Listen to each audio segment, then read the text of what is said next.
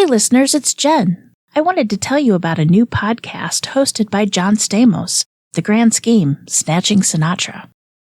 Back in 1963, Barry Keenan was broke, alone, and desperate to save his family from personal and financial ruin.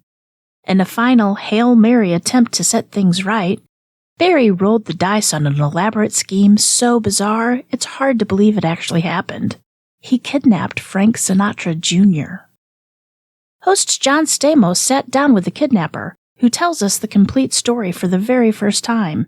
Every detail, every plot twist, every goofy character he conned along the way. You're about to hear a preview of The Grand Scheme, Snatching Sinatra. While you're listening, follow The Grand Scheme on Apple Podcasts, Amazon Music, or binge all the episodes by subscribing to Wondery Plus in Apple Podcasts or the Wondery app. It had been a few hours since their slow-speed chase out of Lake Tahoe. Barry, Joe, and Frank Sinatra Jr. had made it across the state line, and they were driving through blinding snow. The car was skidding all over the road as they tried to navigate these narrow mountain passes. To calm his nerves, Barry turned on the radio. Sinatra kidnapping. Every radio station we came kept announcing the kidnapping. Pending crime as he held the floor at an earlier performance. And then they were playing Frank Sinatra songs. And Junior came up with a comment like, isn't that typical of the media? They're now trying to take advantage of this terrible mistake that you guys made and make it into a show business thing. The eldest Sinatra was the idol of Bobby Soxers in the 30s. And then, just as they're coming up on the lights of this tiny little mountain town. They just started playing Strangers in the Night. Now look, sure, it was a coincidence, but this scene is so perfect he couldn't write it. Think about it, a troubled and mentally unstable drunk, strung out on his misguided fantasy of redemption on the run after committing a felony, albeit one he believes to be divinely ordained. His reluctant and slightly dim-witted accomplice, the former James Dean of Uni High, battered, bruised, frozen half to death in the passenger seat, but loyal to the last. And in the back seat, the son of Hollywood royalty, woozy on booze and sleeping pills, sneering at the radio for spinning the story of his kidnapping into yet another story about his father. I thought, wow, how amazing is that? Here we are, three strangers. Of course, Junior was also being held against his will here, so he didn't have much agency in the narrative Barry was crafting about this trip. But in Barry's mind, they were just three men, all outcasts in their own way, slipping and sliding down the highway towards an unknown fate. Salvation or downfall. It could go either way.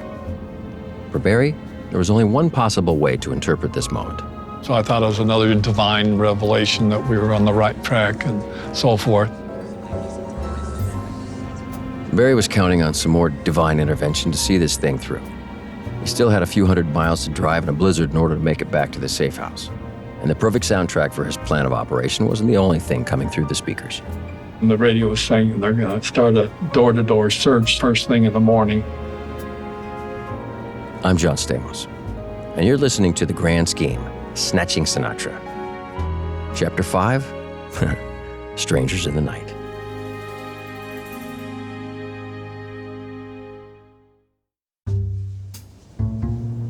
As the hours passed, our strangers in the night weren't making good time on their mad dash back to L.A.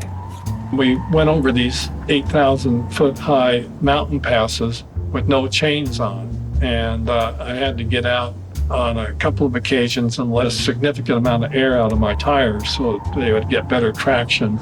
And I was fishtailing and everything. At one point, he slid directly into a snowbank. And you got to figure that life-altering car wreck from just a year or so earlier, you know, the one that got him hooked on Quaaludes, was still fresh in his mind. But at the moment, he had more immediate concerns.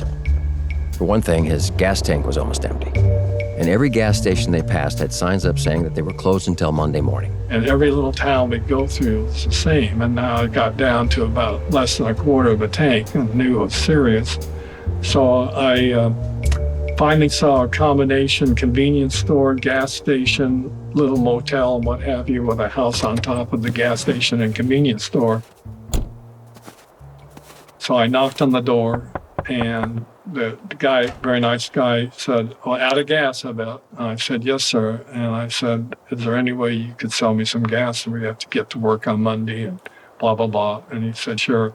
So he filled up the car with gas, and I saw in his store that he sold liquor, and I said, is there any way I could buy a bottle of whiskey from you and some 7-Up and some milk?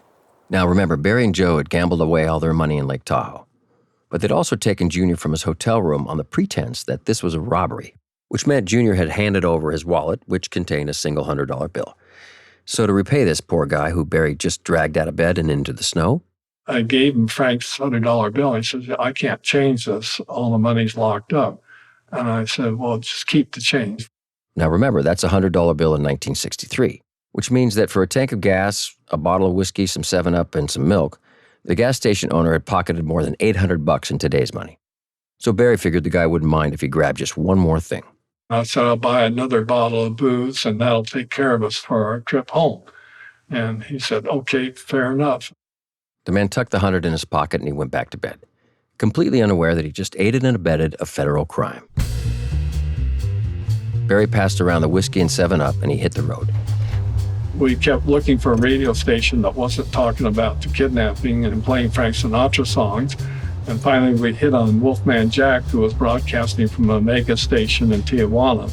And so we all loved Wolfman Jack. He was very funny to you. It's way before your time. But anyway, he was a very comedy-oriented. For the record, yes, I do indeed know who Wolfman Jack is or was. But just in case you don't, take a second to imagine the sultry sounds of Frank Sinatra's singing voice. Okay, got it? Now imagine the exact opposite. Have mercy, Saturday night good time. Hello, who is on the telephone? This is David Hill. Yeah. How are you, man? All right, where are you calling from? East Dallas. All right, I want you to lay your hand on the radio, baby. We're going to play your record now. Are you ready? Yes, sir. Here it comes, all right. And for the record, I didn't steal Uncle Jesse's catchphrase, have mercy, from Wolfman Jack. That's my story, and I'm sticking to it. Anyway, Wolfman Jack changed the energy in that car. Joe took a break from dabbing the blood oozing from his head wound and took a few pulls of whiskey. He passed the bottle back to Junior, who was already buzzed from the sleeping pills that Barry had fed him back at the hotel. To hear Barry tell it, they were having a blast. We were cracking jokes in the car, and we were all drinking. As much fun as Barry says they were having, I suspect his passengers might have been a little more anxious than he realized. Joe was probably wondering when Barry was going to ask him to climb back in the trunk or run off into the blizzard again. And as cool as Junior was playing things, he must have been at least a little worried that these guys were going to kill him. I mean, whatever they were up to, they sure didn't seem like experts. Whatever each man's motivation, fun, fear, or frostbite, as they white-knuckled it down those snowy mountain passes, on some level, Barry knew that they were in a heap of danger with every hairpin turn. But in his mind, there was a silver lining. At least they weren't strangers anymore. Then it was like we were three guys on a road trip.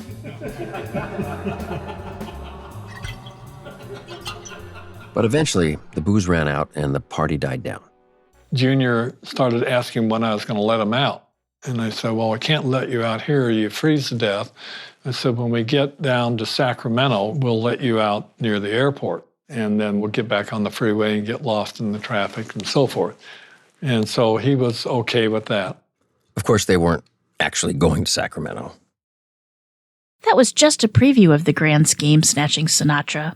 Listen to the rest of the series on Apple Podcasts, Amazon Music, or binge all the episodes by subscribing to Wondery Plus in Apple Podcasts or the Wondery app.